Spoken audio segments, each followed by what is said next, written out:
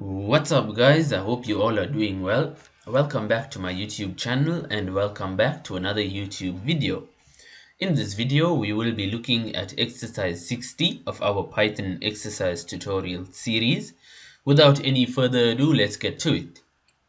Guys, before we actually begin this exercise, right, I'd like to mention that the first thing I'd like to say is that exercise 60, the one that we will be looking at just now, so this is the last exercise we are going to look at that revolves around the topic of lists in Python. Okay, from exercise 61 onwards until further notice, we'll be having a look at exercises that deal with the topic of dictionaries in Python. The next thing I'd like to mention to you guys is that this exercise 60, it is kind of an extra exercise in our Python exercise tutorial series. Okay, what I mean by that is I was not going to include this exercise in the series, but I am doing it. Okay, and the main reason for that is to show you the power of looping and lists in Python. Okay, so basically, before we actually read the text prompt, just to give you a bit of insight, right, this exercise that we are looking at is exercise 60, and if you've read a little bit of the text prompt, you'll notice that this exercise is dealing with the very popular mathematics algorithm that's called the sieve of Eratosthenes.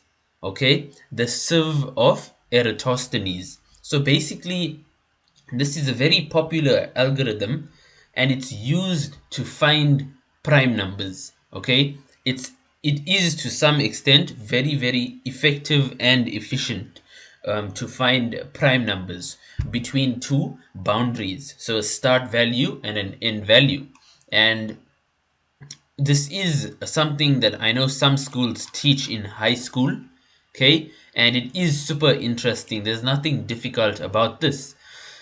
So let's begin. We'll begin by reading the text prompt and then we'll take it from there. Exercise 60. The sieve of Eratosthenes is a technique that was developed more than 2000 years ago to easily find all of the prime numbers between 2 and some limit, say 100. A description of the algorithm follows. Write down all of the numbers from 0 to the limit. Cross out 0 and 1 because they are not prime. Set p equal to 2. While p is less than the limit, do. Cross out all multiples of p but not p itself. Set p equal to the next number in the list that is not crossed out. Report all of the numbers that have not been crossed out as prime. The key to this algorithm is that it is relatively easy to cross out every nth number on a piece of paper. This is also an easy task for a computer. A for loop can simulate this behavior when a third parameter is provided to the range function. When a number is crossed out, we know that it is no longer prime, but it still occupies space on the piece of paper and must still be considered when computing later prime numbers. As a result, you should not simulate crossing out a number by removing it from the list. Instead, you should simulate crossing out a number by replacing it with 0. Then, once the algorithm completes, all of the non-zero values in the list are prime. Create a Python program that uses this algorithm to display all of the prime numbers between 2 and a limit entered by the user.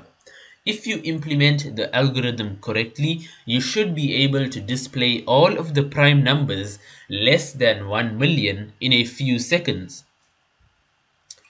This algorithm for finding prime numbers is not Eratosthenes' only claim to fame. His other noteworthy accomplishments include calculating the circumference of the Earth and the tilt of the Earth's axis. He also served as the chief librarian at the Library of Alexandria. Okay, guys, so the last portion is a bit of extra information for us about Eratosthenes. He's the one who actually invented and came up with this algorithm for prime numbers. So we've went through the prompt. This is a very interesting question. I will be doing a reduced amount of explanation for this problem because it's not one that's difficult, right? Especially if you know the way to do the algorithm or implement it, physically on paper. That's the exact same procedure that's just being translated into Python syntax. So, first things first, I will begin by asking or requesting the user for some input. We'll set up a variable, call it limit is equals to int input. Please enter a stop value to generate prime numbers until. That's good. Next, all we need to do is set up an empty list, call it nums. You may call yours anything you like. And basically what we are doing now is we are building that grid, right? Just as we have the grid, if we're doing it physically on paper, we are doing the exact same logic, but we are just using Python syntax. So for I in range 0, limit plus 1, nums dot append I. After that, we may say nums1 is equals to 0. So at this point, guys, we are really just following the pseudocode, right? They made this problem, I would say, quite easy and understandable for us, especially if you are not familiar with the sieve of Eratosthenes. Okay, so all we really need to do is just pay attention to the pseudocode itself.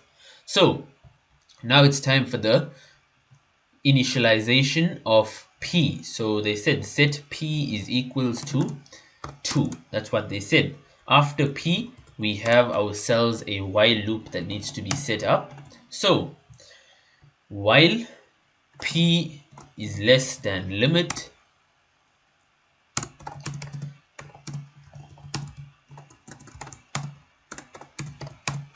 for I in range, p multiplied by 2, limit plus 1 with a step of p, nums of I is equals to 0. So that basically sets all the multiples of a certain value to a value of 0. The program said don't pop it from the list. By pop we mean remove. Instead, they would like us to set the value to be equal to 0. So that is what we are doing. Now, after the for loop executes for each integer value, all we need to do is increment the value of p by 1. So let's proceed to do that. Let's do a p is equals to p plus 1. That's good. Now within this while loop, let us have another while loop in place, and we'll say while p is less than limit and nums of p is equals to 0, p is equals to p plus 1. And let's enclose this in parentheses. Okay guys, so with regards to the explanation of the logic, I am not going to dwell on the explanations because this is an extra exercise, and apart from that, the sieve of Eratosthenes is not difficult. Okay, essentially we have a loop in place, and this loop is getting the multiples of every value in the grid, one value at a time. So basically we're taking the number 2, finding all the multiples, setting them equal to 0. Then we take the number 3, we find the multiples, set it to a value of 0, and so on. Now moving on, the next important thing for us to do would be to actually print the prime numbers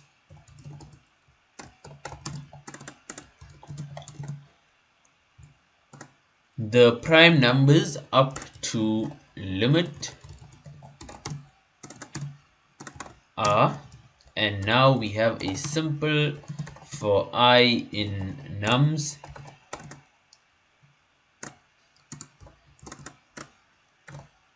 if nums of I equals to 0. Let's move this bracket. If nums of I is equals to 0, then obviously we want to print I.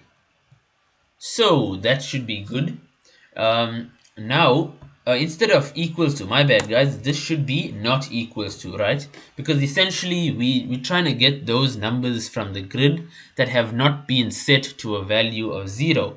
Okay, basically if the value was set to a value of 0, then we know for sure that that specific number that was at that point is not a prime number, because you know the way in which the sieve of Eratosthenes works is basically it aims to capture those numbers that only have two factors, okay, one and itself. So that's that. Now this is the code for the problem, okay, and to test this code, let us execute control enter and let's test the program. So let's say I want the prime numbers from 2 up to 100. So I hit enter and there I have the prime numbers between 2 to 100. So 2, 3, 5, 7, 11, 13. And looking at these values, guys, we can see that indeed they are all prime numbers. Okay, so let's test the program again. This time let's do 1 million. This will be interesting. Let's see how long it takes the program. Okay, so yeah, the program, as you can see, the while loop is running quite fast.